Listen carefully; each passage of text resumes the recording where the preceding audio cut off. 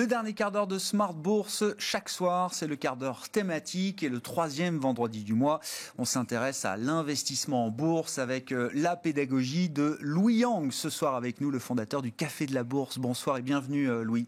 Bonsoir. Merci beaucoup d'être avec nous. Voilà, on a fait l'analyse de l'échéance avec les sorciers juste avant et un peu de pédagogie avec vous pour terminer cette semaine. L'idée, c'est de comment choisir ses actions et notamment, on sait qu'en manière de sélection de titres, il y a différentes approches possibles et les actions appartiennent à des catégories ou des statuts différents. Et donc l'idée, c'est d'expliquer effectivement, on entend les mots growth, value, dividende ou autre. Et donc l'idée, c'est d'expliquer effectivement à quoi toutes ces approches correspondent, Louis.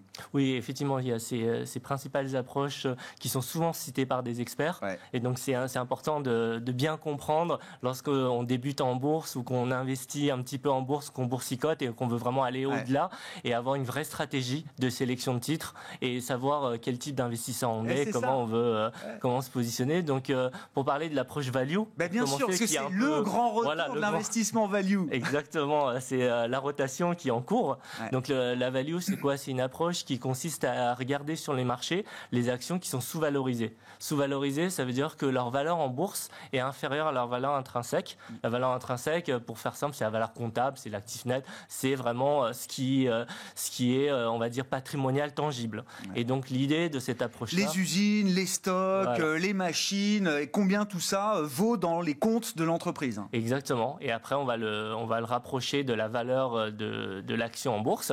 Et s'il y a une décote, une sous-valorisation, l'approche, l'investisseur value dans la valeur va se positionner sur ce type de titre avec l'idée qu'à un moment, les marchés financiers vont prendre en compte ce décalage et va réévaluer l'action. Donc l'investisseur pourra générer une plus-value grâce à cette stratégie. Il y a des secteurs spécifiques qui sont des secteurs emblématiques de cette approche value, Louis? Ça va être beaucoup les valeurs cycliques. Ouais. Donc actuellement on est dedans parce que c'est les cycles économiques. Alors les valeurs cycliques, c'est quoi? C'est des valeurs qui profitent, qui suivent le cycle économique. Là on est dans une phase de reprise suite à la pandémie. Donc du coup, ces valeurs-là commencent à vraiment performer, surperformer les grosses qu'on va expliquer par la suite. Je pense notamment à des valeurs comme Société Générale, Renault, des valeurs aussi vraiment industrielles. Vraiment, donc là, il y a une possibilité de se positionner sur ce type de valeurs. Après, pour les personnes qui ne souhaitent pas faire de stock picking, c'est-à-dire aller sélectionner valeur par valeur, il existe aussi des gérants actifs qui vont avoir une approche value.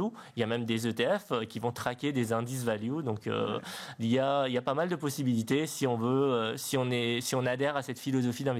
Bon. L'idée d'un retour à la moyenne, c'est ça. L'idée que tout a un prix, une valeur et que justement la valeur intrinsèque de l'entreprise, à un moment, la bourse ne peut pas totalement ignorer la valeur tangible des actifs d'une entreprise. Il y a des fondamentaux. On parlait des cryptos tout à l'heure, mais il y a des fondamentaux derrière les marchés financiers. Derrière une action, il y a une entreprise et il y a des fondamentaux. Le style value qu'on oppose, généralement au style croissance ou growth en anglais.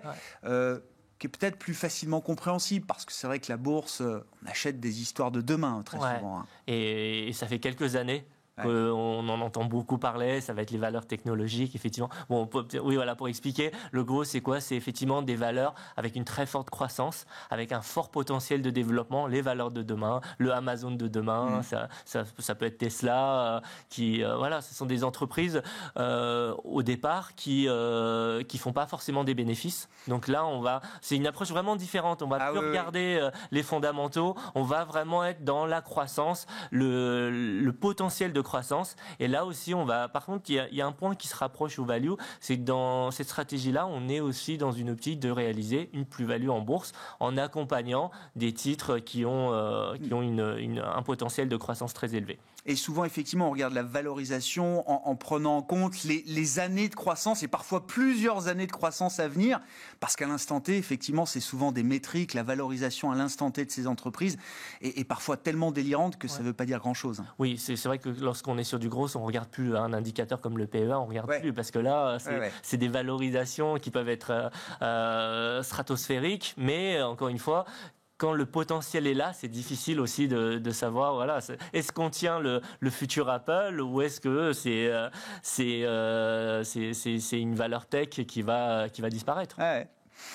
Et puis il y a une approche aussi qui est intéressante parce que c'est vrai qu'elle est parfois un peu oubliée, mais l'approche dividende, et c'est vrai qu'il y a bon nombre d'entreprises qui versent des dividendes, toutes ne le font pas, et parfois certaines entreprises qui versent des dividendes importants, et ça peut être l'objet même de la stratégie d'investissement. Ouais. Oublier, oui et non, parce que nous, sur Café de la Bourse, lorsqu'on traite de la thématique dividende, lorsqu'on fait des top dividendes, des classements, ça marche toujours. Je pense que l'investisseur français a vraiment cette appétence avec les valeurs dividendes, parce que ça va se rapprocher, on peut rapprocher ça de l'immobilier, par exemple, parce que ce sont des valeurs qui vont générer un rendement à une fréquence régulière. Ça peut être trimestriel, en France plutôt annuel, mais il y a des entreprises dividendes américaines qui vont verser un dividende tous les trimestres, donc c'est vraiment un rendement qui va être généré.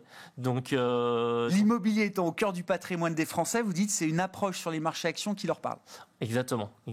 Et après, on va avoir vraiment des entreprises, je parlais des valeurs américaines, mais il y a les fameuses valeurs aristocrates du dividende américain. Bon, il y a différents critères. Ce qu'il faut retenir... Mais c'est lesquels? Je ne les connais pas, moi. Ça va être Coca-Cola, McDonald's. Ça peut être aussi d'autres valeurs comme Johnson & Johnson, qui fait quand même l'actualité pour d'autres sujets, et TNT. Enfin, il y en a un certain nombre. Il y a un indice aussi qu'on peut traquer via un ETF, si on souhaite vraiment investir de cette manière-là. Mais oui, les dividendes, ça parle. C'est des entreprises qui ont souvent des gros cash flows très récurrents, beaucoup de visibilité. Donc, alors vous avez cité l'agroalimentaire, mais il y a les télécoms. Les pétrolières aussi, souvent, sont associées à des valeurs de rendement. Oui, tout à fait. Total, c'est un peu l'exception en fait. Je parlais du dividende annuel en France.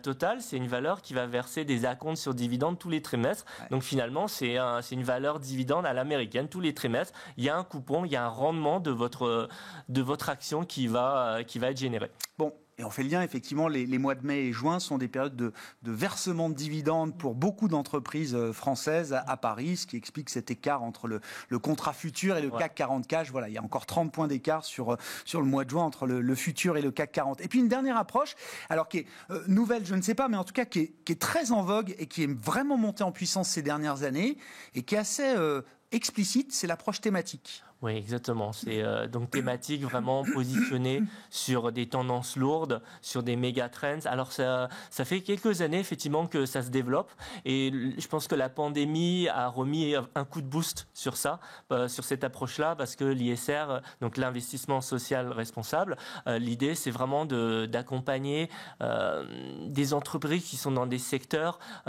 qui répondent à des convictions, à investir de manière responsable. Donc là, il y a différents types de critères. Il y a les critères les plus connus, c'est les critères ESG, donc en matière d'environnement, social, gouvernance.